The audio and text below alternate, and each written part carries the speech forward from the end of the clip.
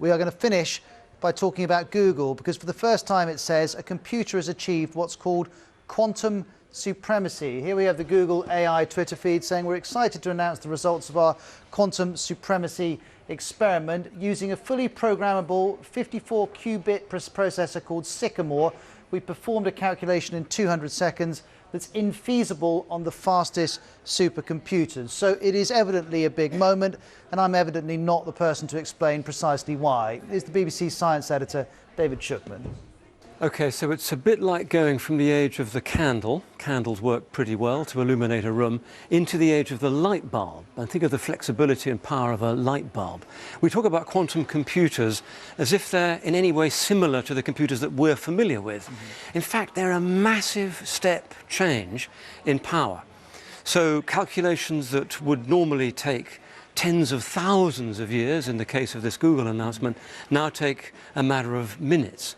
And this is enabled by some tricky science here. It's hard to get your head around this. But currently, your iPad, my phone, all the computers in this newsroom work by a series of tiny electronic switches, sending electrons one way or another. They're on or they're off. Now, in the weird world of the quantum computer, an electron, a switch, can be on and off at the same time. It does your head in. But what this means, and this is the important bit, is that rather than you press a button on your iPad and a succession of different steps happens to do a calculation, you can have multiple millions of calculations happening at the same time. Hence, the computing can be so much faster. And have I left you puzzled there? No, not at all. So I understand. I suppose I'm thinking, what does Google actually have to build? What does it actually have to have in order to do that different type of calculation? So it's a really weird-looking machine, dripping with cables. It's obviously cost an awful lot of money, been worked on largely in secret and now published.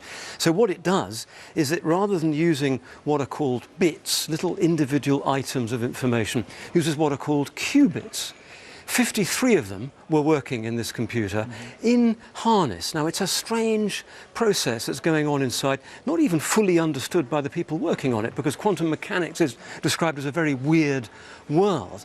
But the result is, they claim, and this has been peer-reviewed and published in the journal Nature, so one has to take it seriously, is that you get this incredible acceleration in speed of processing. And the potential, if this can be made to work, not immediately, but in the decades ahead, is incredible.